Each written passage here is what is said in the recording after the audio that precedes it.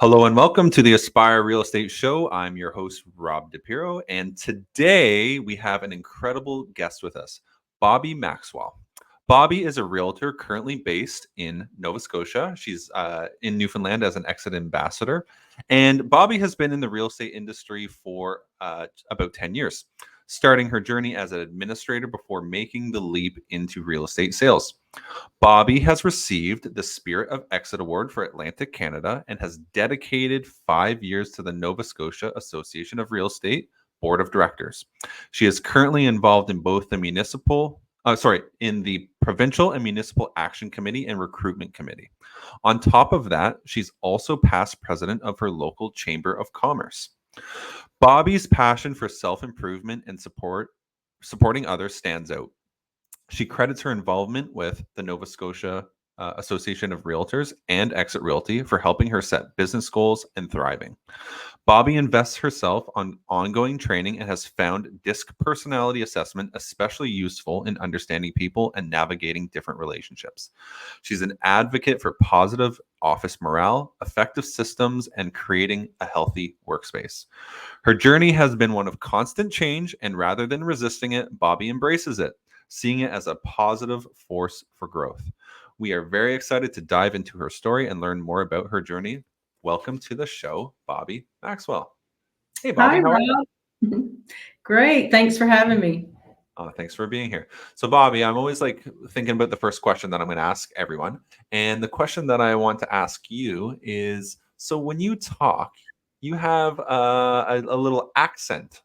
Can you tell us what your accent is and where you're from? Yeah, it seems to be the main question I'm asked in my career. People will say, "Where are you from?" And I try to get away with saying I'm in Nova Scotia, but then they're like, "No, where are you really from?" Because I do have a Southern accent. I grew up in Tennessee. And everywhere I go, people will tell me all the time. They're like, I could listen to you talk all day. My husband says, if you hang around her, you will. Right. So it's actually a great way for me to meet and network people because I do get asked about my accent a lot. Yeah. But yeah, I I actually have lived as many years in Nova Scotia as I did in the United States. I was born Okay. into my dad was in the military. Okay.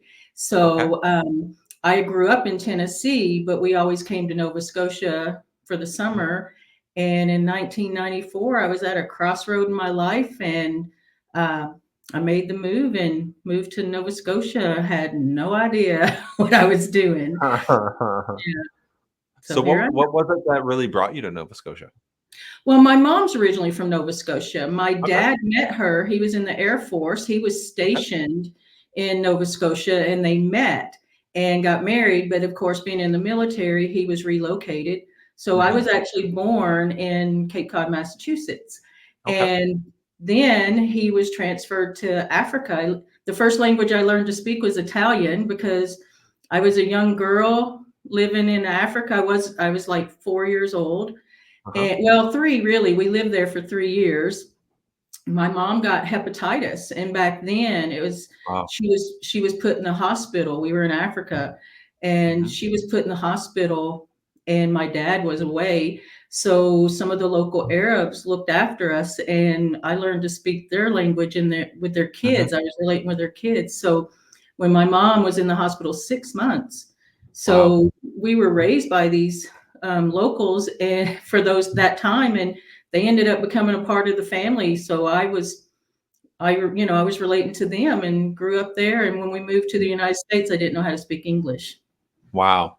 Yeah, my mom kept her as a nanny to help us while we were over there, and she would because they would translate between us because I would refuse to speak English.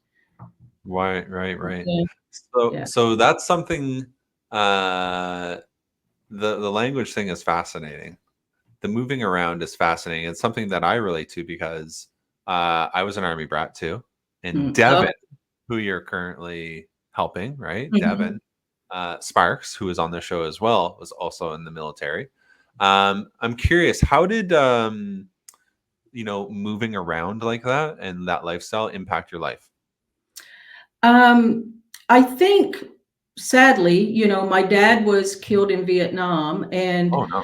when you start to think about the age people were when things happened to them in their life, you get a whole complete different perspective because here we were, we had lived in Africa. I would refuse to speak English. I was only speaking Arabic. My mom was 24 years old with two small Wow. children. And Wow. so when being from Nova Scotia, and then when he was killed, they have a program through the military, of course, where they look after the widows. And we were Mm-hmm. placed in his hometown. And so Mm. we always lived near his family, but we never lived near my mom's family. Wow. And yeah, and then we had another tragic. I had an aunt who was murdered when I was like 11 years old, who was like my Wow. grandma to me. Wow. And so when changes like that happen in your life, you're basically forced to Mm-hmm. deal with them. Mm-hmm. And I grew up, always had problems, never knew I was living through trauma, on a consistent basis. But I started, and I didn't have an attachment to anyone or anything. I had really put up some walls.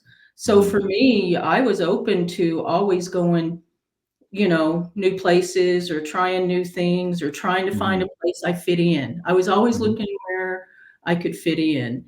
Mm-hmm. And my first husband was a Navy man, so Mm-hmm. that moved me to Virginia Beach. Right. So, like I've always been in that environment of that change is part of the journey. Mm-hmm. Mm-hmm. Through moving around like that, did that help develop your skills for meeting people? And like you said, trying to fit in, like, was there a learning curve to that, or is that something you always had, or did No, that help at all? it's definitely hard to fit in, especially when you come into a group where people have been around each other for a long time, because you want to belong, you want to be in the know, you want to, you just want to fit in with them and be friends and have that environment of, Mm-hmm. feel a sense of belonging, Mm-hmm. really. And I've always had that everywhere I went. But yeah, it's just really been open, to change. And I think when you deal with people of diversity, as though the ones that will rub you in ways that, like how's going to be the best way to deal with this. Like I remember, for example, when my husband was 50, we were back in Canada and sold everything we had and went and moved to Mexico and worked at an orphanage with Wow. Samaritan's Purse. I don't know if you've heard of that organization. Oh.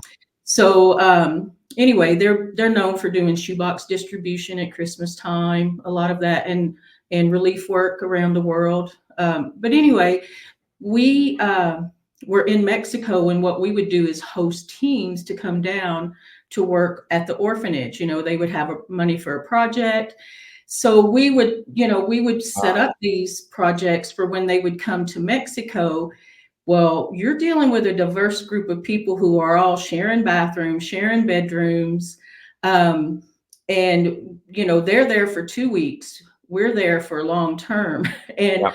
I remember being the only woman in the house of 9 men, and we had our bedrooms, but everybody had a common space, but not Yep. everybody was as hospitable. Or you Mhm. you would buy the milk and the next day you go in and they've drank the milk, or they've used the toilet paper and they don't replace it. How Yep. do you start dealing with these Yeah. challenges over little things that it doesn't become a big thing, Yeah.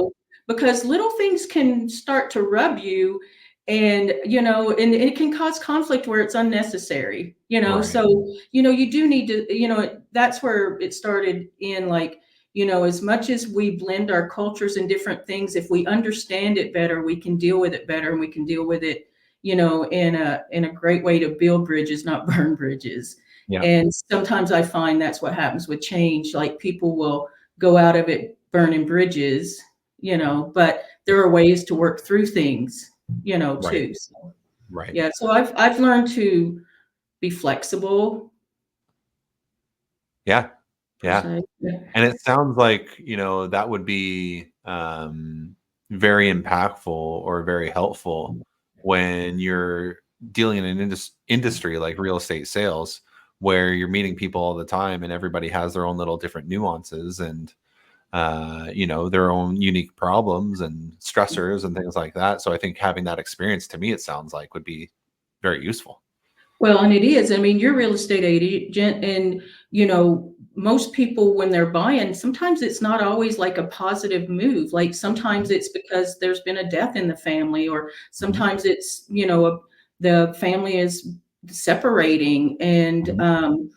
or they can't afford the house they've lived in anymore, and it's really hard because I'm a fixer. I want to help people through things, and Yep. while you're trying to keep that client relationship established, you can't help but be also mentoring them through these life That's it. changes, That's it. right? And for me, because I've had so many changes, I think I bring that experience and can give advice, or suggestions.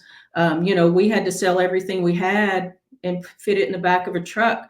So, Mhm. I'm good at, like, here, I know exactly what you need to do to Oh, yeah. downsize and get things Yep. going, and, Yep. just those kind of things, and through experience. Right. Right. Right. Can you tell us a little bit about your professional background and how you got started in real estate? Okay. When I lived in Tennessee, I was in the optical industry. I worked for a guy who was an optician. In Tennessee, you had to be licensed just like you would be a real estate agent, unless you worked directly for an eye doctor. Mhm. So I worked in the optical industry, and that's how I got in with Samaritan's Purse, because when they would do mission trips, I always would lead the eye clinics, because you could do those different in other countries. And Mhm. we always tried to have like a building project, a medical project, just different ways we could help other people. Mhm. And when I came to Nova Scotia, I was in a fishing community, a lobster fishing community, but I was open for change and new experiences. But it turned out the year we moved up there was the year the cod fishery was shutting down. Wow. And the locals were worried about what they were going to do for a living. I'm like, oh my gosh, I just moved up here. And I ended up working in a jewelry store. I got a job at the pharmacy. I worked in the fish plant.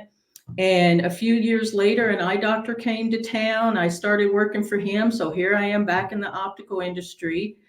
Yeah. But when we moved to Mexico and when we came back, there wasn't as much overturn in the optical industry, and I was ready for something different. I'd done it for over Mhm. 20 years. I was Mhm. ready for new adventures, but I couldn't even get a job checking groceries.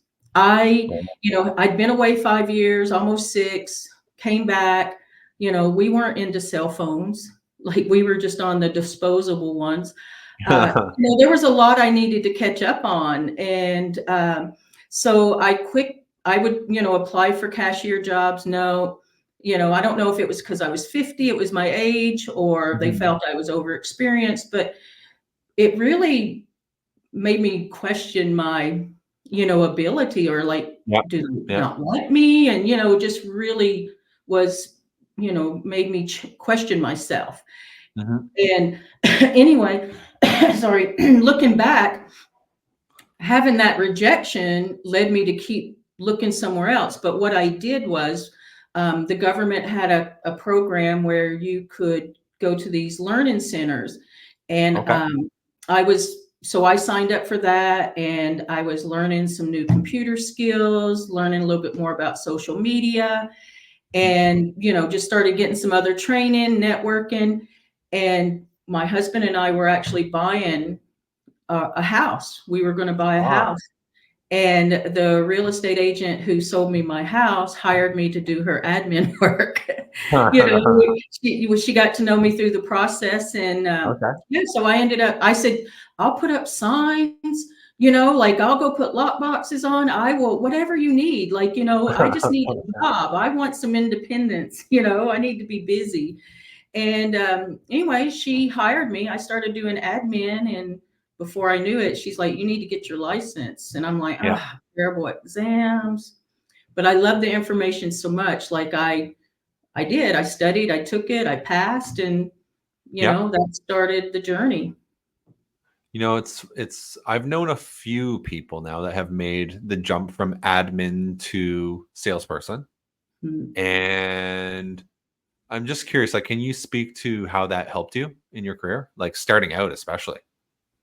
Oh yeah, well, because it really helped me a lot because I would be the one that they would give me their forms and I Yeah. would input the listings Yeah. on forums. So, you're reading the forms and you're dealing with things, but also I was in a small brokerage and I Uh-huh. was in common law, which they don't Uh-huh. have Yeah. much of. And for those that don't know what common law is, I worked in a brokerage that no matter who the agent was and who their client was, you're automatically their client too, Yep. or they're Yeah. your client too. So, Yeah. Exactly. Yeah. so there were issues that weren't disclosed because I was able to know as much and so I was an assistant to the broker, through Yep. admin Yep. and we were small. It was just us. So that was when Yep. she encouraged me. It's like, hey, you're basically doing the admin and you get it. And it was when real estate was rebounding too. Right. From 2008 to 2012, it wasn't really a great industry for a lot of people in our area to be in. But, Hmm. now it was rebounding. Hmm. And I got in on that and it just kept getting busier and busier and technology kept changing. And, Hmm. and in today's society, if you're not open to change, then you're left behind because you can't keep doing it the way you were doing it because it becomes, obsolete. Like it's not even happening anymore. So, it Hmm. was a lot. And that's where I felt it was getting a little overwhelming for me. It's like every time I turn around, I'm learning something new, admin wise or technology wise. And, you're trying to focus on clients and you're trying to compete with technology and the way you promote yourself. And, you just have to learn not to make it a competition, but more of a collaboration. And when I started Yep. focusing on that, the stress went away more. It's like I Yep. want to be with people who want to be successful, and I can just focus on that, not what all the other noise is about. Yeah. Yeah. Exactly. Yeah. Focus on yourself. It's just like running a race, right? You all line up, and it's good that the other people are there because you run faster because there's other people there. But as we all know, if you're looking at the person to the left of you and looking at the person on the right to you, then you're not really running an effective rate. You have to focus on staying in your lane and doing your thing, right? Do you know what analogy I use? I Mm. use the analogy about driving a car. Okay. Um, I I'm a city driver. Yeah. I drove in a country where there were no rules to the road. There were only speed limits, right? And because their philosophy was, I would be with a Mexican lady and I'd say, I don't think you can U-turn here. She's like, there's not a sign that says I can't. Right. Right. So if it doesn't say you can't, you can. So All goes. yeah, right. Like, so I'm a little bit of a city driver and I'm about, getting ahead and not getting stuck behind the slow person. Mhm. And what I've noticed is when you are behind someone and you find you're gaining on them, if you pay attention, they're actually slowing down too because now Oh, they see absolutely. you in their rearview mirror. Mhm. What they don't realize is how much they're slowing down because they're more focused on you coming up on them. Yep. But then you get up on them and then they want to brake. And it's Yep. like, you want to yell, are you looking at your speedometer? Because Yep. really, you're the one that slowed down. I'm not the one that really sped up. So Right. if you were focused on your driving, you wouldn't have me on your tail because Right. I'm getting as close as I can because I'm passing you the first opportunity I can. But it's not personal. It's just the way you got to try to get ahead Yeah. and not stay behind. Yep. And not the other day, but it's been within like the last 3 months. Mhm. In Nova Scotia, they have a passing lane, like a section you can pass. Yep. And I'm, like the eighth car in this string of cars. And I'm doing like 80 and 70. And I'm like, what's going on? Like, if the people up front would pass, then we could all get up there and pass.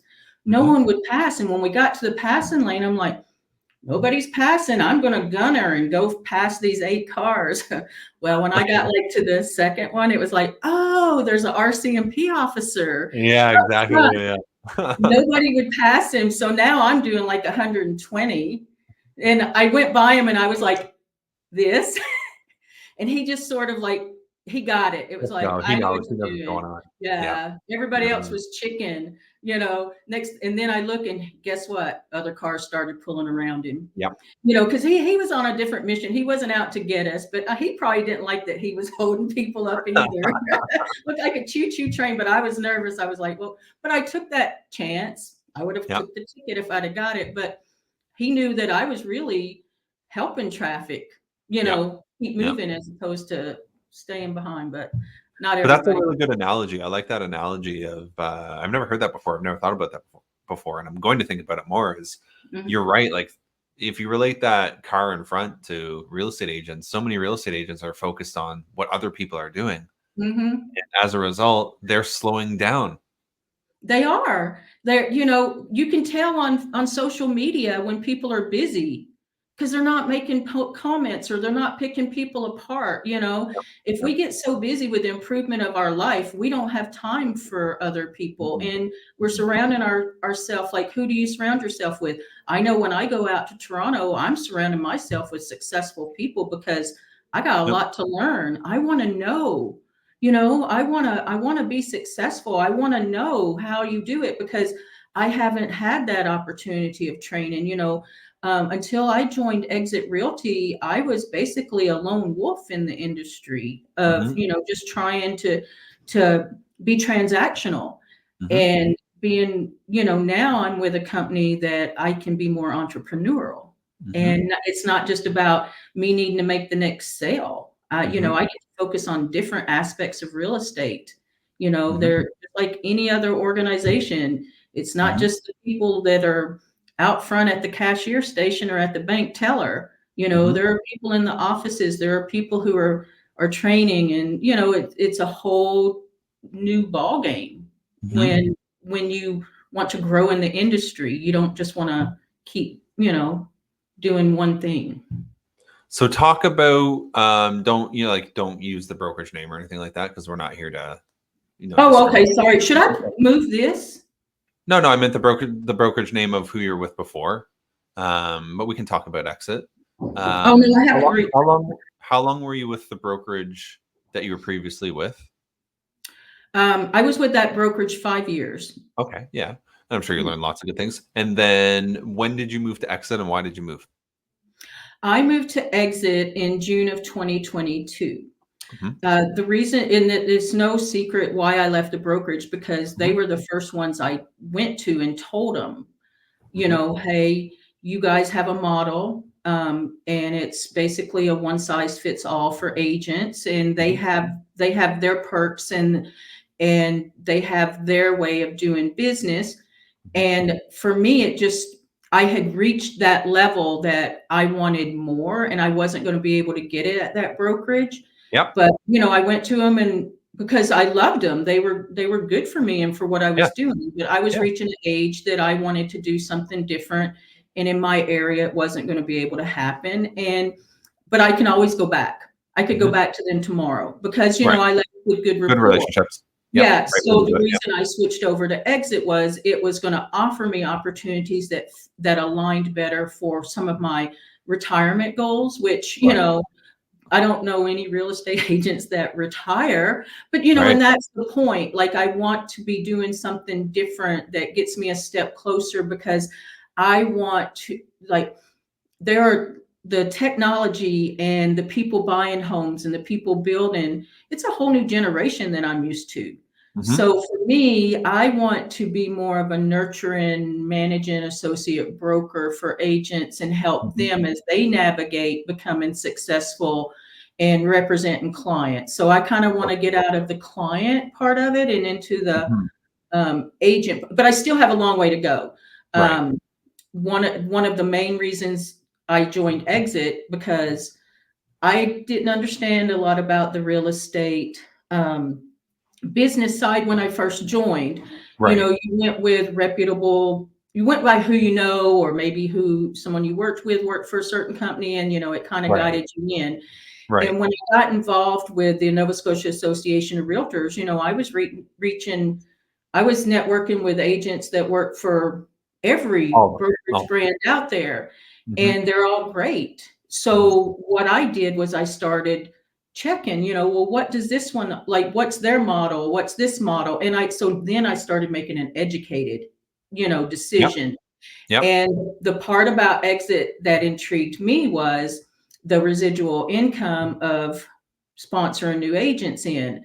Because the Right. other brokerage I worked for 5 years, I brought on other agents, but Right. they were my competition. Mm.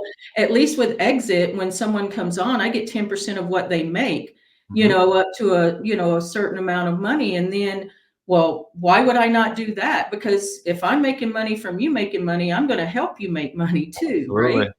Yep. And then they had it goes 10%, 7% if you're retired, and 5% beneficiary. Well, all of that sounded like that's what I need. I Yep. want, and another reason was, and it might not work for some people, but if you know anybody anywhere in the United States and Canada, my Yeah. daughter's in Tennessee. You don't think I've been trying to recruit her for Yeah. Yeah. Exactly. Yeah. Yeah. so, but if everything works out, people are telling me, they're like, wait till you spend a year or a winter in Newfoundland. And I'm like, well, if the winter is harsh, I'll work Newfoundland in the summertime. I'll go to Tennessee in the winter, and then I'll really get some people into, Yeah. an exit office down there. Because Yeah. um and because I've been in the military, I have nieces that all live in Virginia Beach, and as soon as I met Belinda, I was, telling her, like, hey girl, I'm going to sponsor people for your brokerage. And I still have that goal I want to do. Yeah. And that's one of the reasons I came here. Like, I working for Devin, I told him at the fall rally we had in February in Halifax, and the franchisees were there, and he had just opened up his brokerage in St. John's in Newfoundland. And Newfoundland's been a place that's been on my heart for years. Right. Everybody knows I've been wanting to come here. And I Right. told him right then and there, I said, I'm coming to work with you, for you, Yeah. and he's like, okay, come on. And anyway, I approached him again. I was like, hey, I'm serious. I think about coming up here. So I came up for a week, talked with him, went back, told my husband, I said, what would you say if I told you, I leased an apartment for 2 months and we're going to move in? Because his phone wasn't working and he wouldn't check in. And I just had to make a decision. And he said, it wouldn't surprise me any. And I said, well, you got to go. I got to know if you like it. So he's been up here with me for 2 months. He loves it. So now Ah, after convention, I'm coming back up and going to stay longer. And because he's he's got a great business here, and he's opening up and people are coming on. And I just feel like, we could work together. It feels like home to me here. yep. Yeah. Yep. Yeah. So retirement's on your mind. Like, that was one of the things I just picked out of what you said. Like, retirement. It's a conversation that, let's face it, we never have in real estate, talking about retirement, right? Yeah. Well, I'm Because not at the age of retirement for sure, but the time goes by so fast. Like, you right, really do need to have a long-term goal. right, Mm. right. But we know, like, with conventional real estate, there's problems with it, right? Um, you really, it's one dimensional. You only get paid if you buy or you sell. You're only as good as your last transaction. Information isn't shared because it's competitive by nature. There's no retirement plan. Everyone's retirement plan is make more money than I can spend, and most of them spend more money than they can make. And Mhm. when you're building a book of business, and if you're in this industry for decades, sometimes you should be able to end your career and sell your book of business. And just like if you were a dentist, you sell your business and still get paid, right? So Yeah. yeah, that's one of the things that I like about our model. So it sounds like that was really important to you. It was really the deciding factor for me, Yeah. Yeah. because everything else was based on sales. And Yeah. and then people got into the conversation about, oh, but I can make this much more now. And they look at that and it's like, but okay, you're talking about 10% of your income, you can make over here. Mhm. But I'm already making 130% of my income because I've already got recruits. So, Mhm. when I'm getting $10,000 a year from each one of them for doing well, Yeah. even if I take that and put it in, it's like, that's my retirement, or that's going Yep. to be my, I'm going to invest. It gives me that money to work with. And well, and that's what I'm doing here. Like, Yeah. it's been the reason I can come to Newfoundland Yeah. and look at this opportunity. Yep. And yeah, and I go to training. I like, anytime there's a training, I want to be there. I want to know. And I think it's important. If we're not a part of training or growing in our company, then how do we know what's coming down the pipeline? Like, I don't want to be blindsided. I want to be able to know what's going on. And if it's something I'm concerned about, then talk to someone about it. And that, one of the other things that drew me to exit too was, anytime you see someone who have staff or Okay. leaders that have been with them for decades, Yep. it tells you a lot about the original leadership, right? Yeah. Yeah. Because good Absolutely. people don't stay and work for bad people, Hmm. right? And to see that longevity and to see the unity and the way they handle things, because we all know that nothing is always perfect, because there are going to be challenges. We're Yep. humans, and we're dealing with people, all over the United States and Canada, that come from so many different backgrounds and heritages and different things. But the one thing they want is everybody to feel included. They want them to know the opportunities are there. And I was, this hillbilly kind of girl down in the rural part of Nova Scotia, and they made me feel just as important as, the CEO or the CEO even makes me feel so important. Like, and Yep. they talk to me, I relate with them, like they're available for me. And that's what meant a lot to me. Yep. I wasn't just hearing about people. I get to rub shoulders with these people. I get to ask them advice. I get to get into that wisdom that's made them so successful. And Yep. that's who I want to follow. Yep. Like, I And they're want, willing to share. yeah, and they're willing to tell you when you've got the wrong mindset about something too, because, you and I have talked about it. People will get into scripts sometimes, and I'm like, oh, I don't need a script. I can relate to people. I sell real estate. I can sell snow to Eskimos or whatever. But the reality is, not everybody relates the way that I do. There are people. One example was, I was doing this training. I don't know if I'm allowed to say Jude Ledour. And Yeah. when I was meeting with people, I would tell them, like, hey, exit's the best place. It's got this and this. But I was telling them about things that were meaningful to me. That's it. And she let me know right away, like, okay, no. And she says it in such a nice way. She's like, next Yep. time you reach out, instead of talking about you, why don't you start asking them the questions? What are Exactly. they looking for? And it was that light bulb, like, right, not everybody's journey is my journey. Yeah. So what are your goals? What are some things that you want to Yeah. do? And do you have plans to get there? Or, but I do know one thing, like, if I have a goal, I know I can talk to someone that can, tell me the steps to make, and also make me accountable, and not to get blinded by that, my vision, because sometimes, that really can not be what other people's priorities. So you want to let them know that it's not a one size fits all. Hmm. It's customized to fit your need. Hmm. It's whatever you want to do with the information that's provided, and utilize it.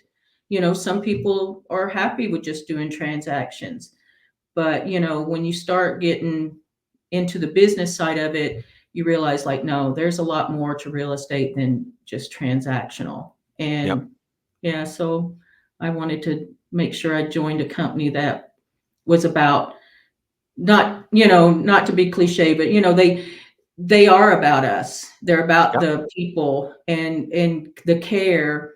And I love that it's about the mindset, because I never really considered, doing your mindset training and different things to be as important, Hmm. but it's the number one thing. Mhm. And I like that they put that over transactional anything. They want you to Mhm. be okay mentally. Because if we're not okay, nobody around us is okay because That's it. you know, it's Yeah, there. that's it. Yeah, you've talked a few times about training, and I agree with you on the mindset, how it's so important. And I'll talk to Joyce and I'll ask her a question, and I think I'm going to get this answer, this technical answer, and then it always just comes back down to my mindset. And then I'm always like, oh yeah, she was right about that.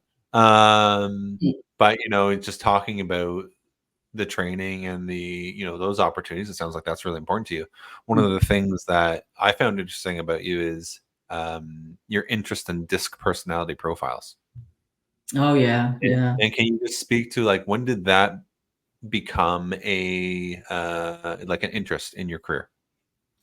Well, I when we the first time I heard Angel Tucker speak, and it wasn't just that we filled out a questionnaire, and when we get together, we're seated according to what our personality types are.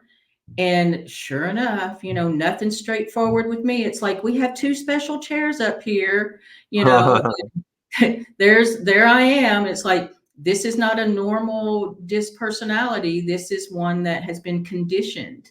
You Okay. know, I had always thought I was a well, I definitely had I personality, Uh-huh. Yep. engaging in different things, but um I never knew I was a C personality. But Okay. what had happened was that I really am, and I tried to get away from it because I didn't like being that anal. You like, no, the picture needs to be tilted this way a little bit more, or Yep.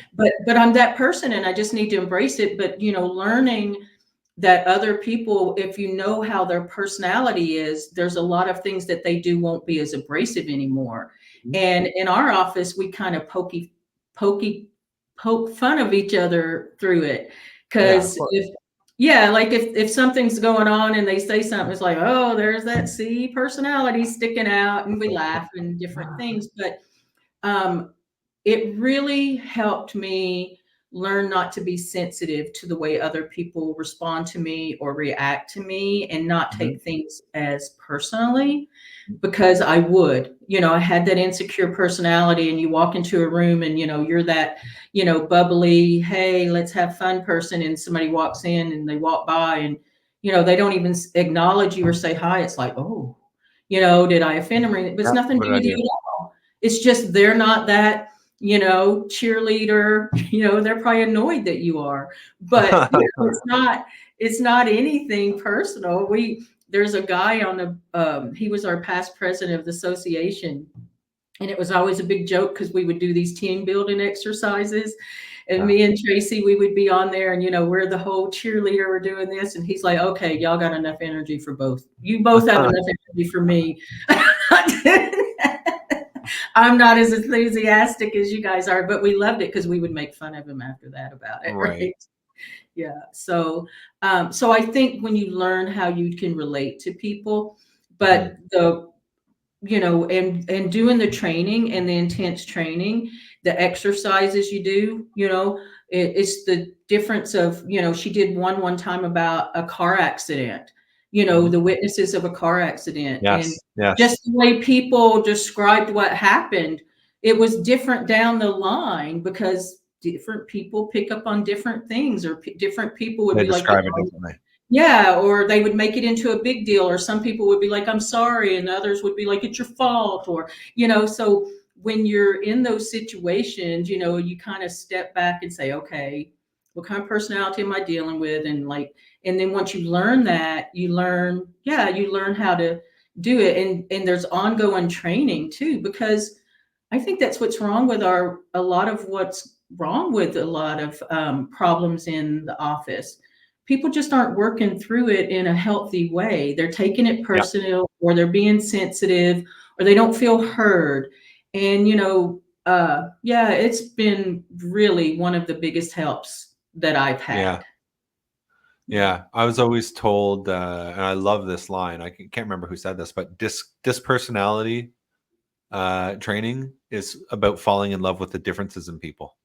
I love that. I love that. It All right. really, and it's the truth, right? Yeah. Like, Yeah. yeah, I love that. And the girl next to me that also she's got the same personality, the conditioned personality that I have. Yeah. Yeah. We've bonded over it. Like we know every time we go to broker owner training, like we're going to be sitting together during Angel's class. Right. Right. Right. Right. Because we're unique.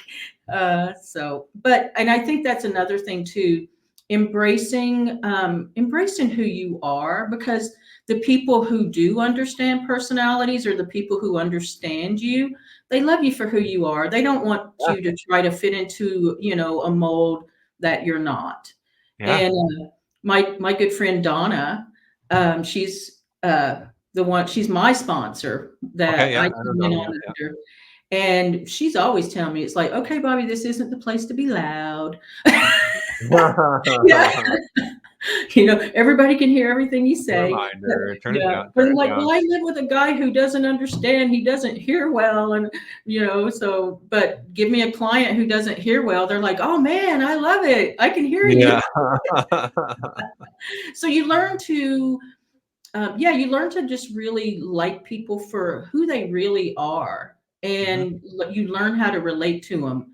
Mhm. And that's another thing that has, with moving around, that Mhm. has been really good on my part, because I've done and dealt with so many diverse situations. Mhm. And I just love to have people who they are. And now, especially in this day and age where, people have identity, things they're dealing with as they're Yeah. growing, it helps me to understand. I like that they'll let me ask questions, so I can, because I want to be able to relate, Yeah. Yeah. to that. And a lot of times I think it's just hard because we don't understand, but if we make ourselves understand, it makes it easier. Absolutely.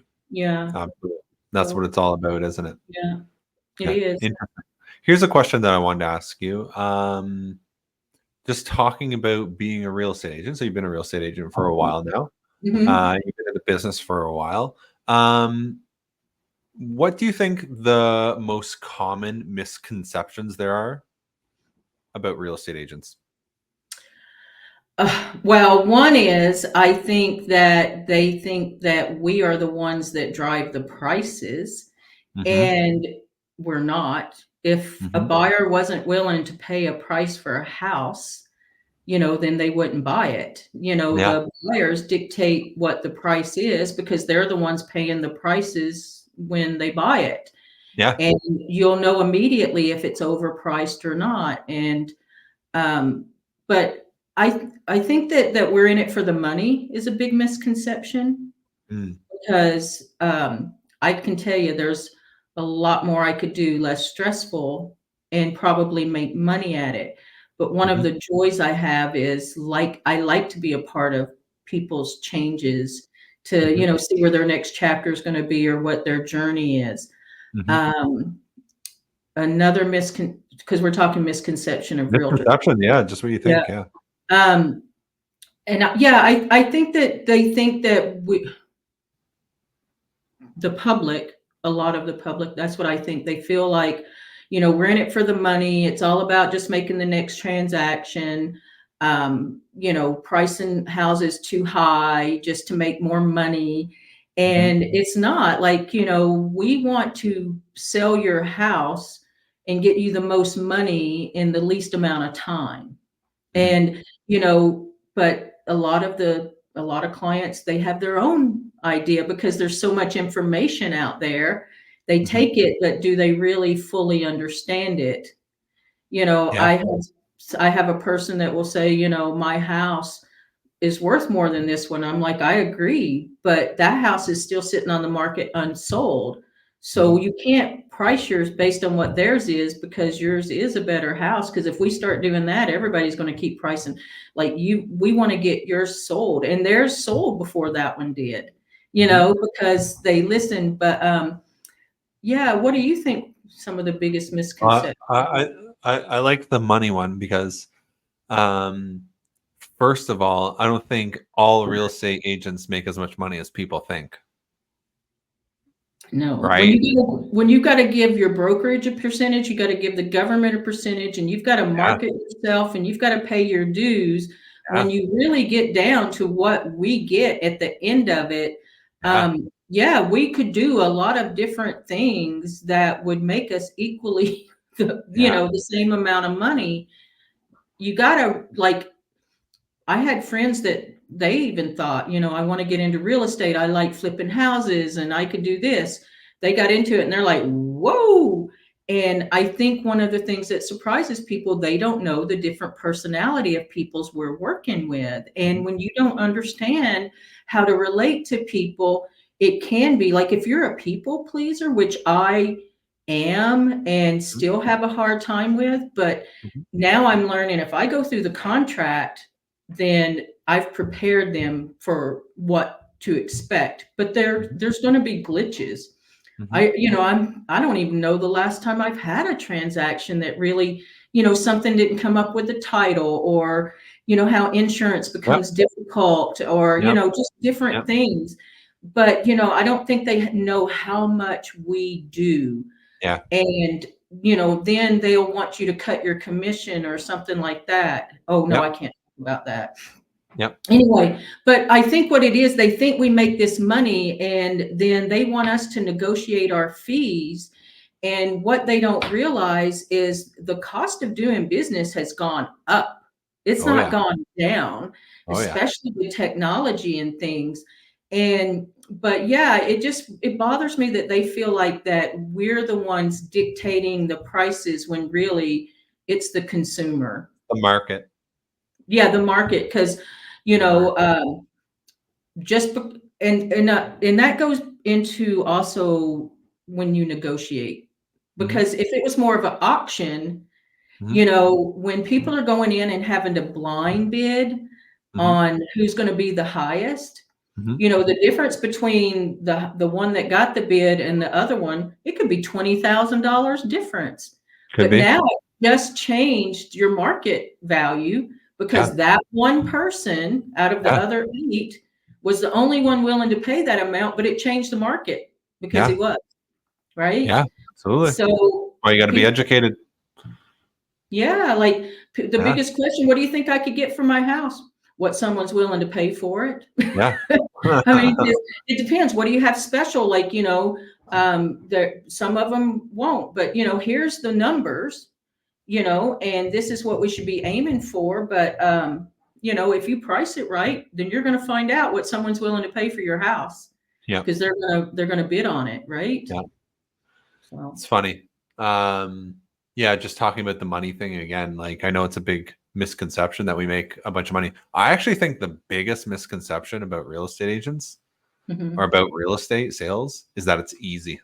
People Oh, think I it's easy money and, yeah, it's your feet up and you wear pantsuit all the yeah, time and it's like selling sunset and it's like yeah. this industry will test everything that you have. It really will because Yeah, you feel the pressures of the people you're working for too. They're yeah, in a transactional process, and sometimes the stars really do need to align. mhm. And when things happen, for example, last year we had wildfires in our Yeah, area, yeah, that's right. and I had 3 transactions in an area affected by the wildfires. Wow. Well, Yep, one of my buyers was packed up in Ontario with her U-Haul. yep, She wasn't going to be able to get access to her house. yep. I couldn't get access to her house. The insurance company wouldn't close because there was an active wildfire. Oh, absolutely. She was like, beside herself. And I was helpless. I was like, I know I'm going through it too. But it's one of those you want someone to do something and you're at a position like you totally have to surrender. Mhm, And, so how do you want your experience to be after that, positive or negative? It's mhm, how you deal with crisis. mhm, And we're dealing with people's crises a lot. mhm, And just the weight mhm. of that, you Yep, can't separate business from personal, like in some of the situations, because they're trusting you to help them through this, thing that needs to happen in their life to move forward. Yeah. And so you can't help but, become engaged in that somehow. And I've made a lot of friends through, working with people. Of course. I do a lot of multiple business with clients. I have one guy, he just likes to buy land and he doesn't care where it's at in Nova Scotia. He wants me to deal with it, Yeah. Yeah. and it's good Exactly. because I can do land from anywhere, right? But he relates to me. And do you know, I've even had clients that I've worked with and realized it's not a good fit. And Mhm. I'll tell them, I'm like, you know what? I know you feel it. I'm not going to be able to be as accommodating. But if you're open to it, I know a real estate agent that I think would be really good for you. Then you give them a Mhm. little bit of history of what's been going on, and then they can make it better because Make it serve 'em better. we're all different.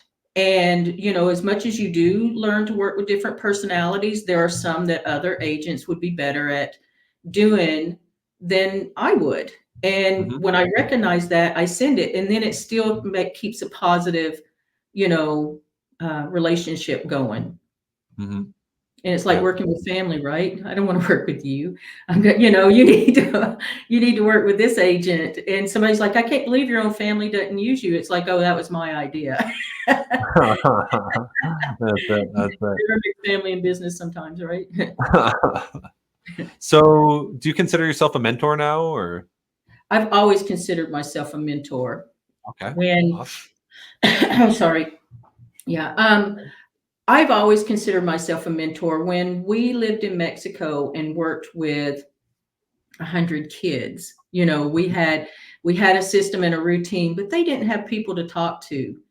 Mhm. And just talking with them and talking about what some of their goals are and encouraging them, because I think there's so many people that have so much potential, but sometimes they just don't get the opportunity, or they Mhm. don't realize there's an Yes. opportunity. Yep. And I see it right now. Like when I moved back from Mexico, I went to the learning center. I Yeah. started back at the basics. If what I'm doing is not serving me, how can I get to where I want to be? And so Yes. find out what's your passion. If you like working with seniors, then go take a course. Like the government is offering so much education opportunities and trades opportunities. I wished we would have had them when I was growing up. Right. Um, the program I was in, it was called Job Training Partnership Act, JTPA. It was a community. When I became in the optical industry, that's how I got into it. The junior college I went to, I was terrible in college. I took a speech class the day that Mhm. we were going to have to stand up and speak for 2 minutes and introduce ourselves to the class. I never showed up again. I was done. I was that afraid to stand up in front of people. I can do the small group thing, but if anybody pointed me out, like my face would get beet red, and I was an introvert, believe it or not. Yeah. Yeah. But yeah, but in a small group, I was a leader. I was the oldest sister. So we lived in a neighborhood where I was one of the girls that was the oldest enough to babysit. So it's like, Bobby will look after everybody. So I was always leading people around and, getting onto them. And I had a brother that was, the bad seed of the neighborhood. So he just had so much energy and stuff. But when you just get to where you start talking to people, I like helping them find ways that they can start feeling better about themselves and improve themselves and follow their dreams and make suggestions. But it doesn't matter how much you tell them what to do. The real ones because they'll take those steps, Yeah. right? Some Take people action. they want to know what to do, but then they don't take the steps to do it. Well, you can't just fuel yourself full and not spend any of it out because that's not Yep. going to go anywhere, right? Yep. Yeah. 100%. I Yeah, always you tell don't go to people, training and just listen. You gotta take gotta put it action. into action, right? Gotta take action. The only crime that you can commit is not taking massive action. And that's what I do. Like every time I go to these training sessions, I even if I am hearing some of the same information, Mhm. I'm I'm doing it with people, different people too. Yep. So I've met new people, and but just building those relationships and learning from other people's experiences. And sometimes I feel, I get to that, I'm that person that if you say you did something, I'll tell you about my experience too. And some people are like, oh, you know everything or you've done everything. But what it is, it's trying to relate. It's like, hey, we have something in common, you Yep. know? And that was one of the things that drew me to you. I remember Joyce Perron and at Of the course. convention, Yeah. she said, look for the young ones, because the young ones, that's where it's at. Look how long they've got left to be in the Oh yeah. industry, Oh yeah. Yep. and how much that's going to work. And when I saw what you were doing, the first thing, it was like, hey, Rob, I need to meet you, because I want to be you. I want to be like you. But to me, you're a mentor to me. And Thank you. then when Devin opened up this exit, I was like, okay, and I was drawn to that. And I said, these are people old enough to be my children, but you know, that's what I've needed, because I am in a different, age group. Mhm. And but I want to know. I want to learn. I don't want to quit learning. I feel like Right. I'm just getting started. But the Absolutely. easiest way to learn, especially this technology stuff, are from people who are already doing it. I don't need to recreate the wheel, right? It's Yeah. like, I just want to get in and part of it and be a part of this growing team, this growing industry, the growth of colleagues. Kelly and Ken, they have their master mindset, they're in Toronto, and, I'm joining them monthly to Mhm. hear, all of the nuggets that they have to offer. I mean, there's so many people to learn from, to grow from. And when you start putting all of the things they do and the suggestions they have that fit your mold and what your Mhm. goals are, Mhm. then you start seeing the success, and then you start seeing people wanting to be like you. But the one thing I've always felt is I was part of a team one time Mhm. before teams were a thing. The brokerage really didn't even like it. It was extra paperwork, to pay for you. But one of us liked listings, one liked sales, and one liked admin. Yep. And we were again in a common law agency. So when there was a problem, and you get to that point, you don't feel like it's going to be healthy to, you don't want to become seem argumentative with them or anything. You want it to feel good.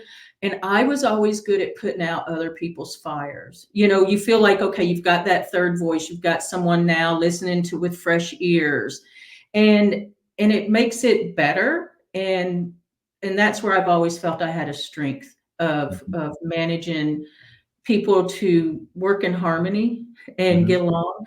But it comes with its setbacks too, because the second you do have to address a problem, especially in an organization, back to personality again, while you're willing to say the things that need to be said or address the issue, there could be 10 people supporting you, but most of them will take I don't want to get involved.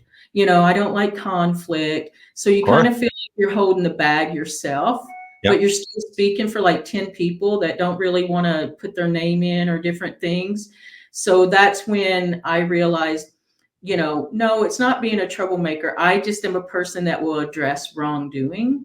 Mhm. And that's sort of where I have to find out where, what battles do I pick to address when things are happening. And one of the things that I have felt that keeps a lot of things like morale good, just checking in on people. How are you doing? Yeah. Do you have time for a coffee? I love Just that. sometimes people they just need to feel valued or Yeah. feel needed. And when you get so busy doing transactions and you're working, you don't have a lot of time to do that kind of care.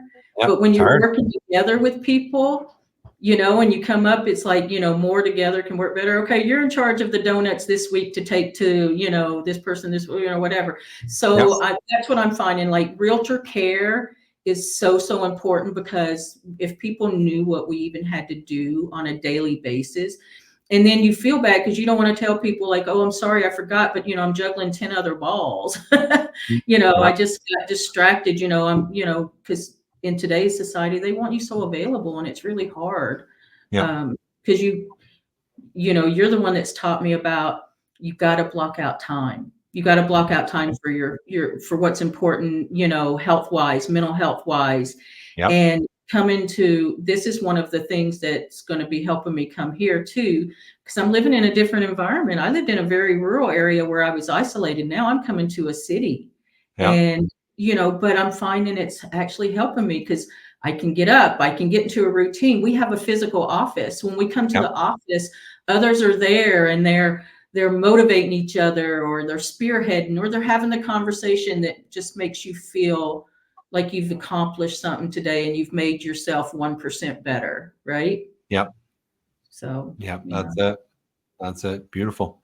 Mm. I'm looking at the time here. So thank you for the conversation. Where can people learn more about you? Where can they reach out to you?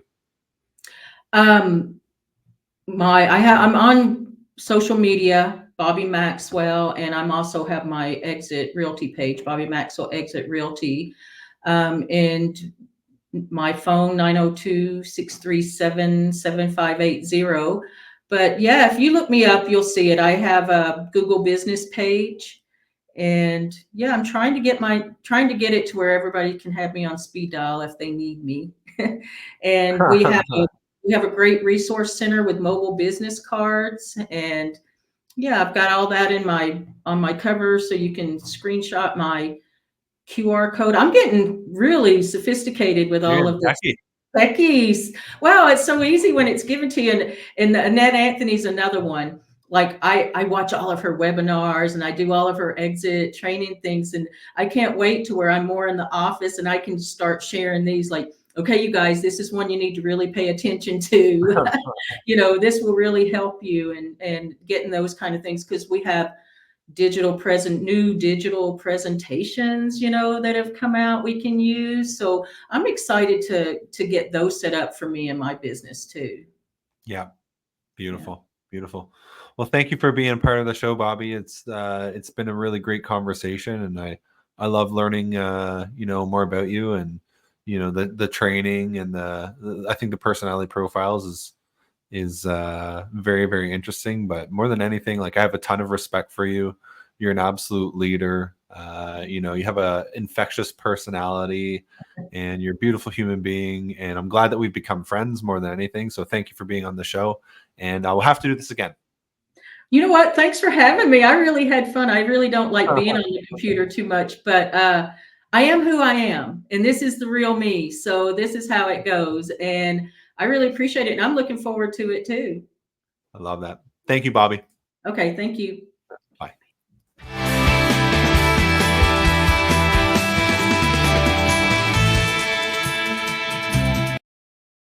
Say hi to him. It was good. Yeah.